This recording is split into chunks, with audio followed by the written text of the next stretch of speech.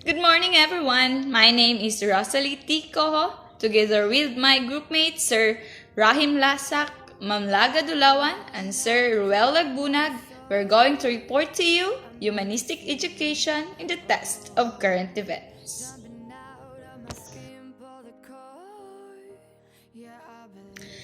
My task is to explain to you or discuss to you the introductory topics at saka yung the goal of education in the manifestation of professional ethics of educators and teachers. So, yun siya ang topic na naka-assign sa akin. So, before tayo mag-start doon sa introductory part, balikan muna natin kung ano ang meaning ng humanistic education. So, humanistic education is also called person-centered education. It is an approach to education on the work of humanistic psychologists, most notably Abraham Maslow and Carl Rogers. So, it has 5 principles na isa-summarize natin. So, first principle, the student's learning should be self-directed. So, yung learning daw ng student ay dapat self-directed.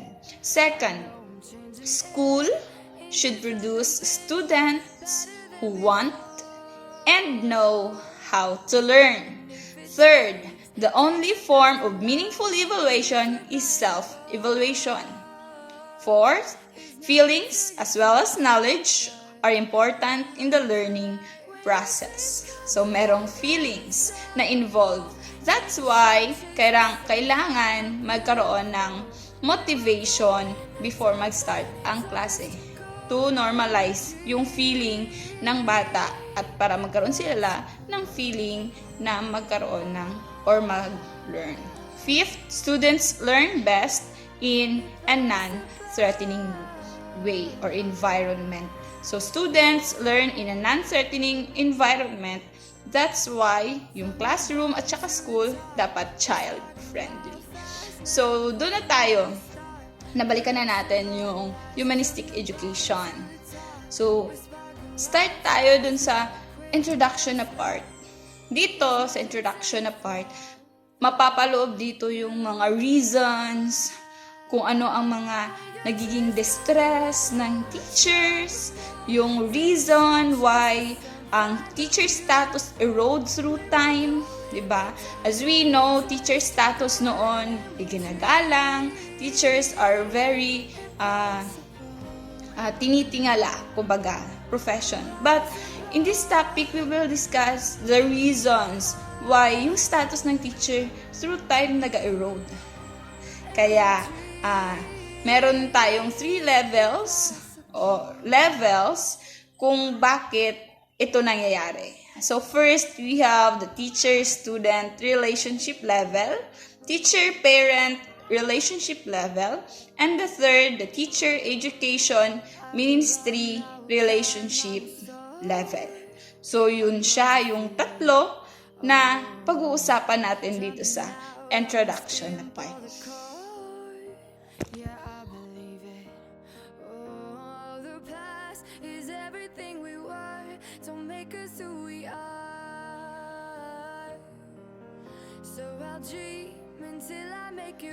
So, ito po yung ipag-aralan natin, the reasons or the factors why teacher status erodes through time. So, we have this teacher-student relationship level, teacher-parent relationship level, and the teacher-education ministry relationship level. So, itong education ministry sa atin, it is well known as the Department of Education. To start with, we have teacher-student relationship level. So, dito pumapasok yung distress. The distress of teachers in an inevitable consequence of a pedagogical trend that places the child at the center. When we say we place child at the center, yung teacher nagiging facilitator lang. At yung child mismo ang magkakaroon ng sariling realization about the topic. Bibigyan siya ng activity, si teacher magfa-facilitate lang. And magdedepende na yun kung hahayaan ni teacher ang bata na gawin kung paano niya gawin ang isang bagay para matuto. So, if the children are the center, then teachers or the educators and adults, the assets of culture and wisdom of generations are only marginal because sila man ang center. Teachers are just facilitators, adults only facilitates. Then, their relative value is measured by their contribution to the child.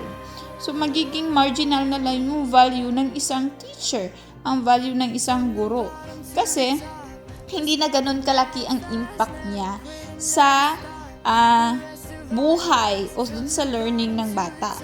At saka yung value niya is relative to the contribution or their contribution to the child. Kaya bumababa yung pagiging or yung value ni teacher. And then, who knows? And how does one know what is good for the child?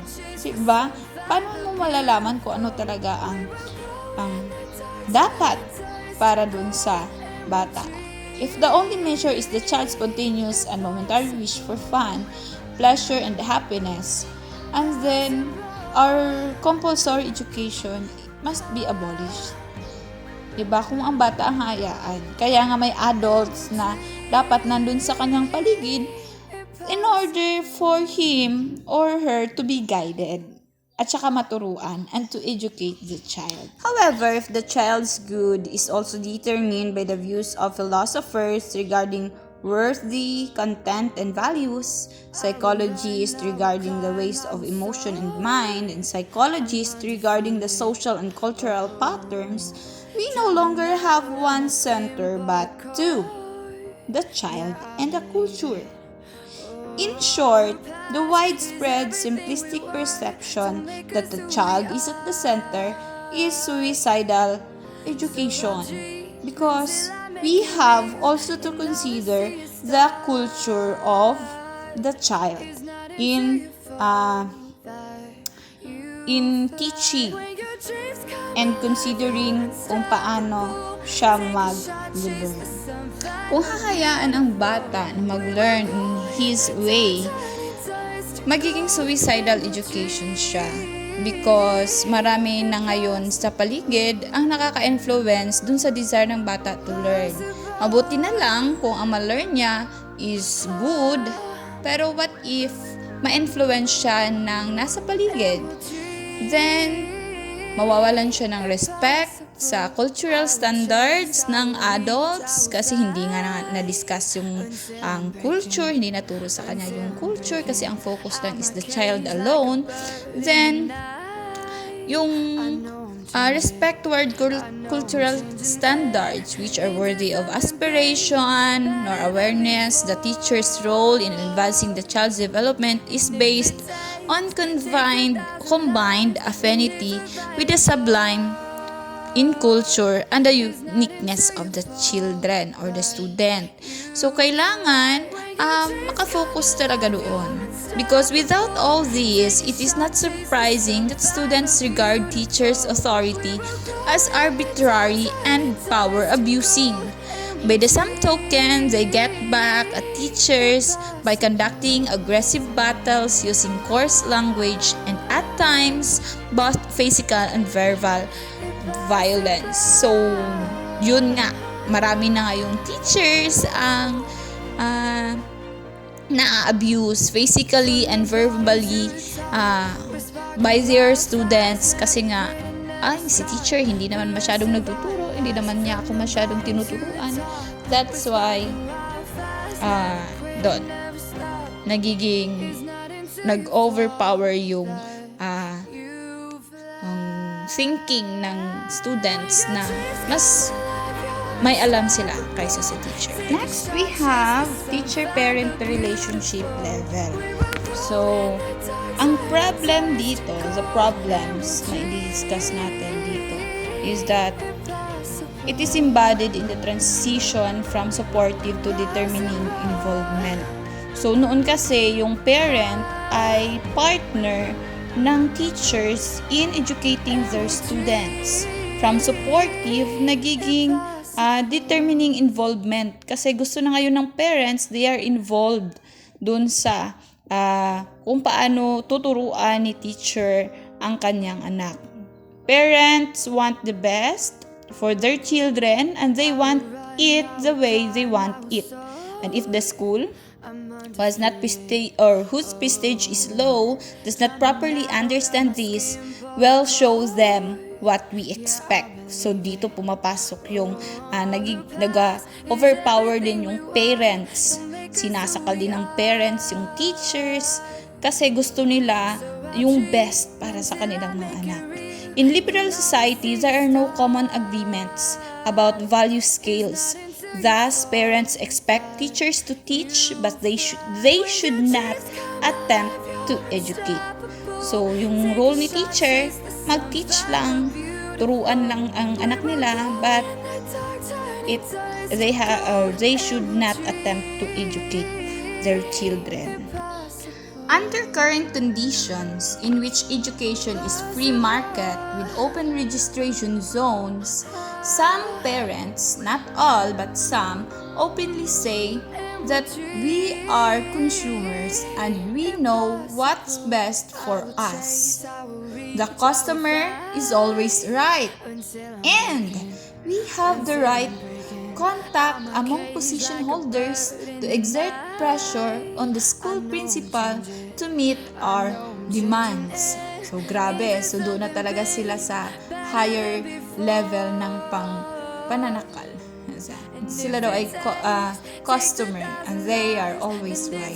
Against this backdrop na nangyayari at saka yung pamamersa ng parents, yung teachers ay pinagkakasya na lang nila. Numerous teachers and principals feel they are fighting for the survival of the remaining educational territories, which is, ito yung determining the character of the school, performing policy, selecting curriculums and teaching methods, performing routine activities, ito, activities ng school, and marking special events. So, doon na lang pinagkakasya ni teacher at ni principal ang kanilang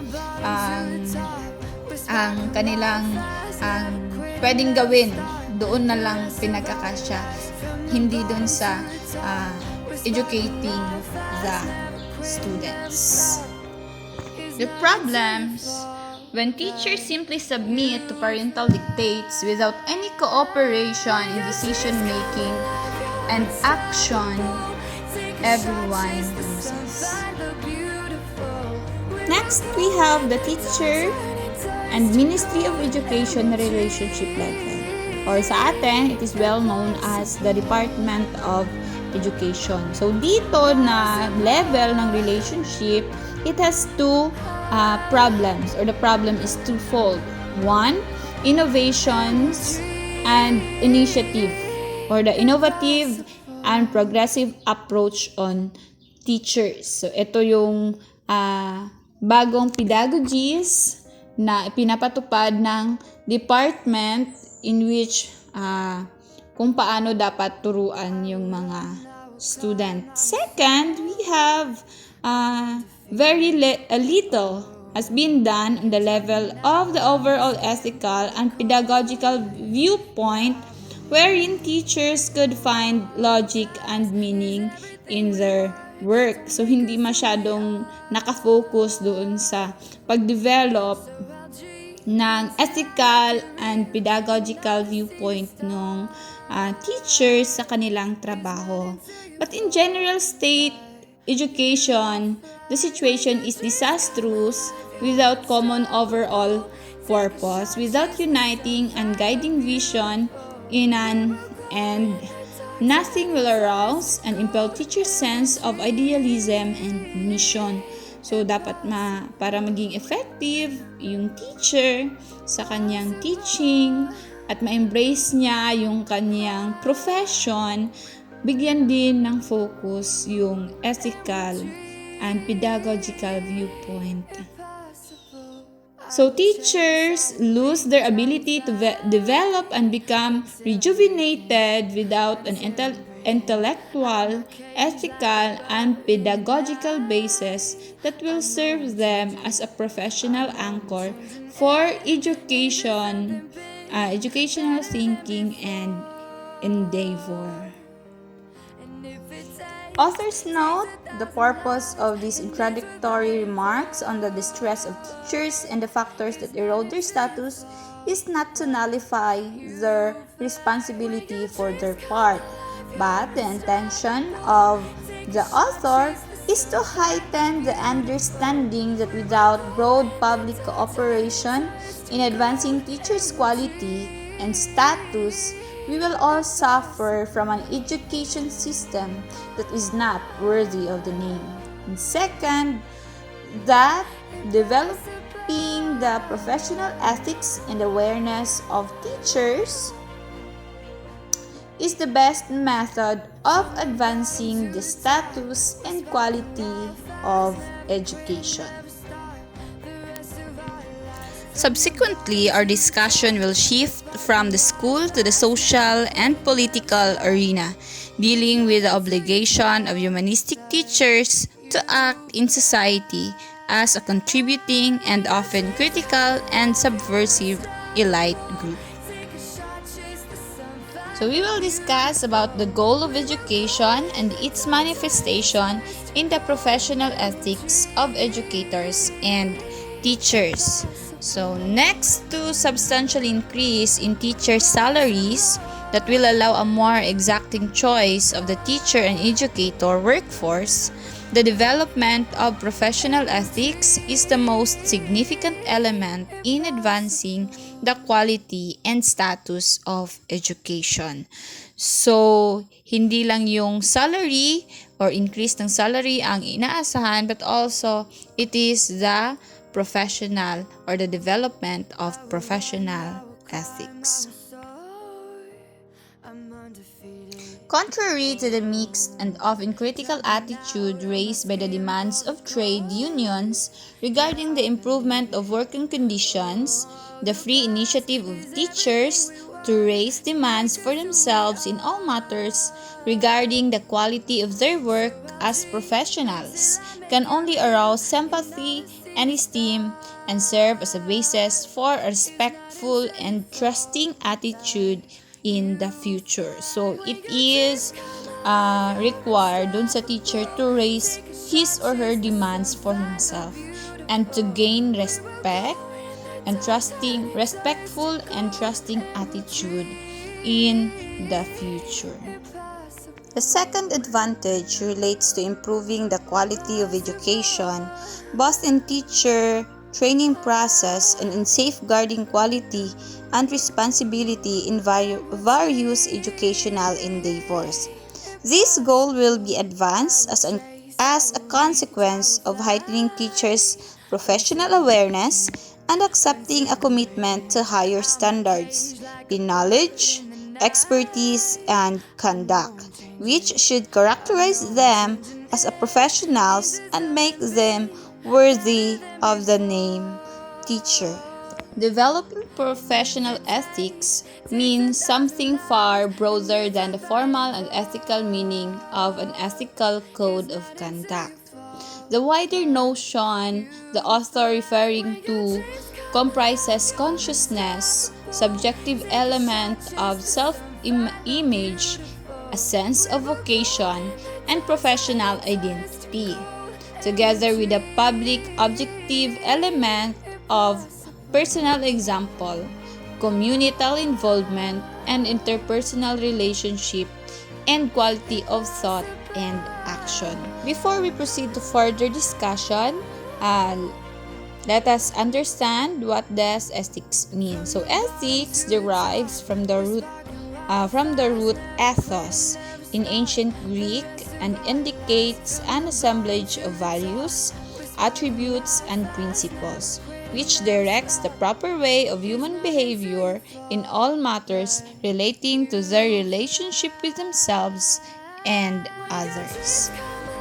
Before we define what distinguishes the professional ethics of teachers, we shall briefly examine what is common to teaching and other occupations that enjoy a professional status. So, a profession, in comparison to other occupation, is a kind of social practice characterized by its intent to better the condition of human beings in an essential and common sphere of human existence.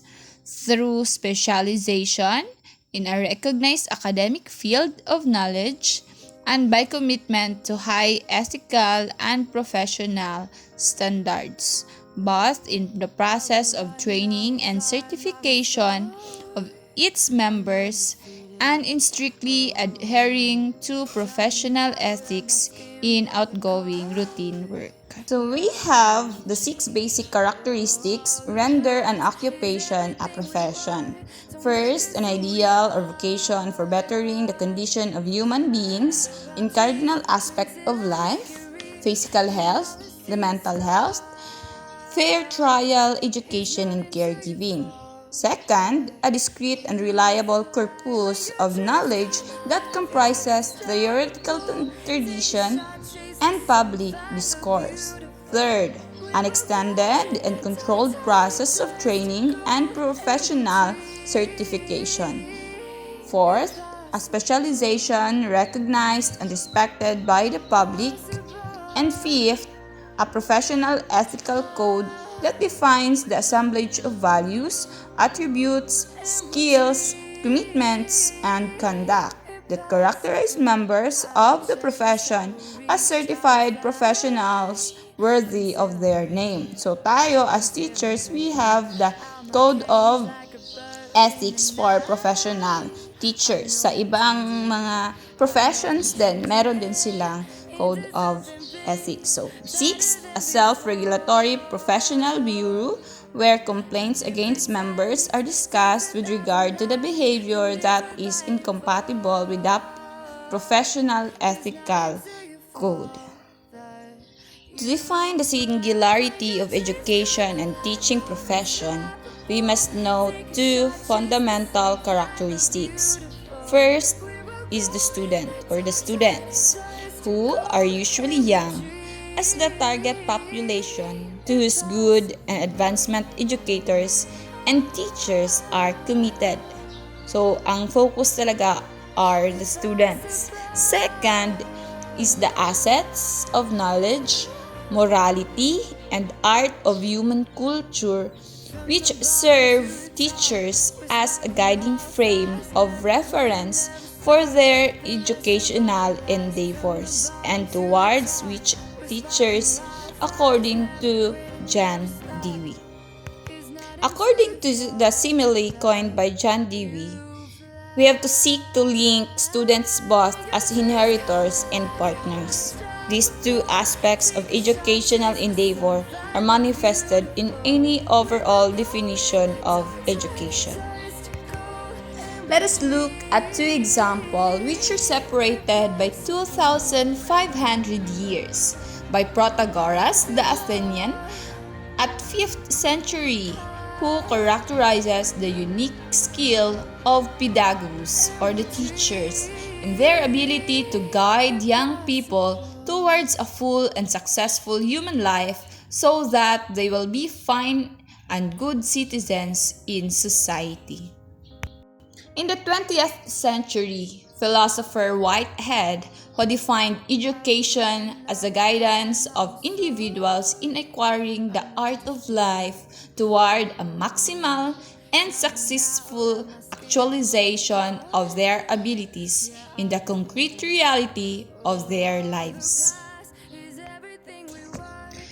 Note that the humanist ultimate commitment is to regard human beings as sovereign individuals who are responsible for their destiny, contributing to all people an unconditional intrinsic value equal to that of their fellow men and women, and striving to establish a just, democratic, and humane social order which is committed to the sanctity of human life. and the furthering of human quality, freedom, solidarity, growth, and happiness. Humanist position is based on special relationship of respect for man, qua man, or to man as a creature granted with free will, reason, moral sensitivity, aesthetic sense, and powers of imagination and creativity. In other words, for the humanist, these human attributes are the source of human beings' dignity and ability to shape an enlightened and prosperous culture for themselves. Thus, the humanist decisive opposition to any attempt in the name of national, religious, or values to restrain the source of human vitality and subjugate them to other goals. Put differently, it is a commitment to establishing an enlightened, just, and humane democratic society that will place the vital condition for human development and prosperity at the disposal of all. So, we must say that educators have supreme commitment to advance the moral development and well-being of young people so that they will be able to lead a meaningful and dignified life. So, malaki talaga ang role ng mga educators in developing yung pagkatao ng young people or our students to live a meaningful and dignified life. Being an educator is a way of being unique form of involvement in life. Unique in a way that teacher is being involved in the life of his or her student. And as an educator, we touch the life of our students. In the world of educators, like that of physician, their occupation is their backbone. And our profession is also our backbone. An idealistic educator of this kind does not regard his or herself as an agent of socialization for national consensus or as an official or technocrat whose sole vocation is in the implementation of curriculums that are invented in the government ministries. The following commitment works as the prevailing logic for the humanist educator. First, to assist young people in realizing their inherent abilities for acquiring knowledge and skills for successfully and fairly coping with life's challenges, developing moral and civic virtues, and becoming sensitive and critical learners whose knowledge serves as the tree of life for themselves and for the society. Second, in a more radical spirit, educators should nurture in themselves and their students the critical awareness and moral sensitivity required for effectively coping with all those factors, both natural and human, that threaten to impair their students' normal development and human image. So we have to take note the critical awareness and moral sensitivity. Third, we should note further that educators' professional vocation is not manifested in developing one dominant facet of human beings, but in a comprehensive, proportionate, and harmonious nurturing of the entire personality, and that all his or her actions should be guided by respect for their students' personality as a rational and sovereign partners in this unique dialogue called education. So as educator, we are not developing one-sided part of our students, but we have to develop them as a whole. Medyo mahirap, pero that's the purpose or the reason bakit merong education. Fourth, we must expect educators to adhere to the proportionate and harmonious development of their students' personality, with all their diverse aspects and variety of spheres of knowledge, as well as nurture in them intelligent and critical awareness as basis for their self-ability to evaluate validity and the value of content studied. So, educators must become proportionate or adhere proportionate and harmonious development for their students kahit na meron silang pagkakaiba-iba sa aspect ng kanilang knowledge and to develop intelligent and critical thinking.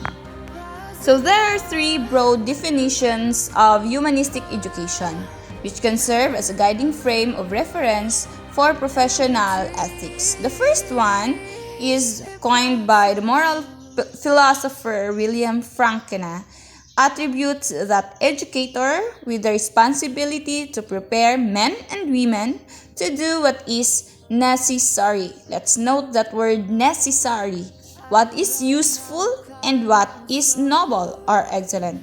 But it must prefer the excellent and consider the necessary and the useful as it means to it. The second is by the educational philosopher Maxine Greene, identifies education with moving people to what are conceived to be more desirable states of mind, to bring them to care about what is significant and worthwhile, to enable them to learn how to learn and to make cognitive sense of their experience, to engage with their environment as perceptual and imaginative and feeling beings.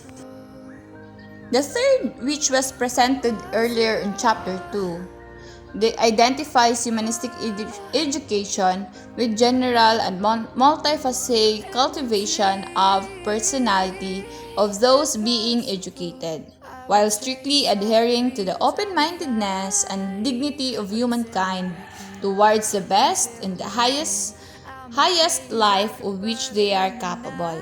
In three fundamental domains of life, as individual, who realize and develop their potential, as involved and responsible citizen, and as human beings who enrich and perfect themselves through active engagement with the collective achievement of human culture. So we have that three na nakafocus: as individual, as involved and responsible citizen, and last, as human being.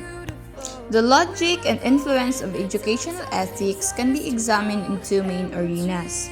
One is in the space of school and in the framework of teachers' activities with their students in educational institutions. The second is in the community and society in general, as professionals who by virtue of their unique sensitivity and professionalism gain the public's special attention as well as influential power in social and cultural issues. So yung arena ay ang school, second ay community. First, we have the school arena and the teacher-student relationship. Here, one should expect the teacher to act towards creating an educational climate, an encounter based on mutual trust and respect, building a supportive approach and an interpersonal closeness, and nurturing open-mindedness, tolerance, and sensitivity towards others and the community. That's why ang teacher dapat child-friendly. On intellectual level, they should strictly adhere to open-mindedness and intellectual fairness. Dapat fair din, lalo na pag diverse ang student, lalo sa knowledge, in presenting study content and in discussing social issues. So they should nurture natural inquisitiveness, joy of learning, and mutual enrichment, as well as cultivate their students' inclination towards rational, autonomous, critical, multidirectional, and creative thinking.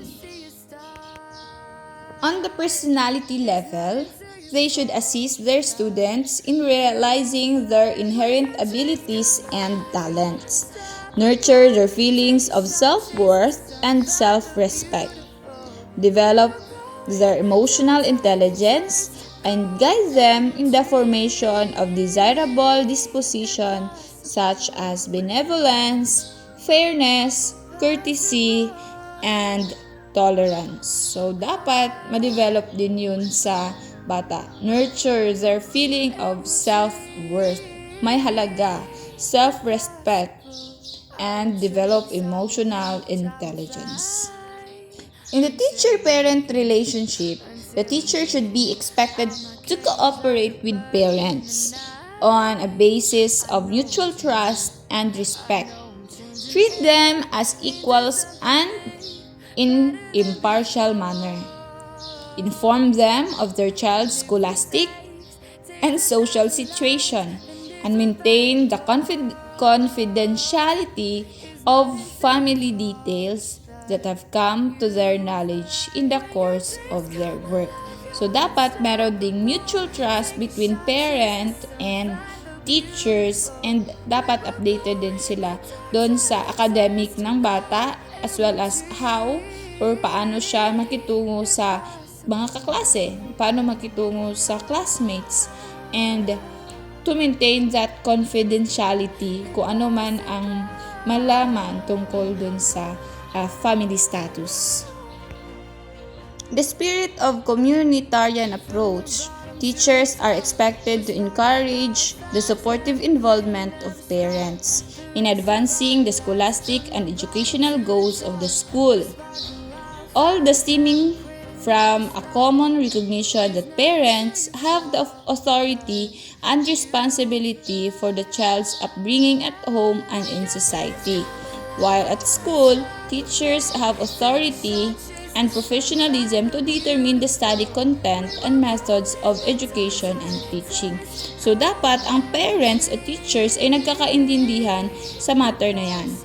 Where ang upbringing ng bata, ang attitude, paano makihalubilo, or paano siya makitungo sa ibang tao, that one is responsibility of parents. And while ang teachers, ang kanyang responsibility is about the knowledge content dun sa bata. In the sphere of their relationships with their colleagues, teachers are expected to act respectfully and cooperatively, share knowledge and professional experience, help in welcoming new colleagues, and avoid slander and impairing their dignity when working with students, colleagues, and public authorities. Colleagues must work together and they must work together. They should strive to reach high standards in the spheres of knowledge, personal example, pedagogical expertise, interpersonal relations, and work ethics. So each teachers or each of us should strive high or to strive to reach the high standards. So hindi porket matanda na sa serbisyo, meron ng excuse para hindi mag-reach yung standards. In the arena of the second group of activities, which is the community and the state, educational ethics is characterized by the involvement of educators as a society serving alike. So, hindi lang ang focus ni teacher ay yung students, yung relationship niya kay parents, yung relationship niya sa colleagues, but also with the community.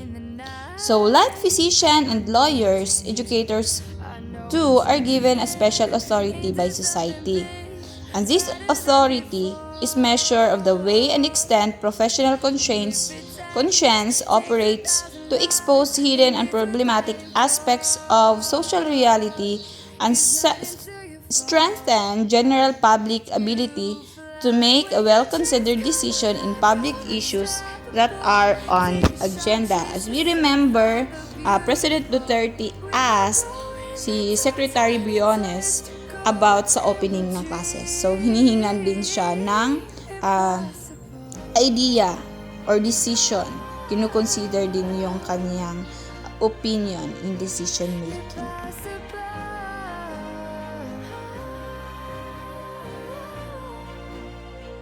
And the principle of social involvement also applies to humanist educators.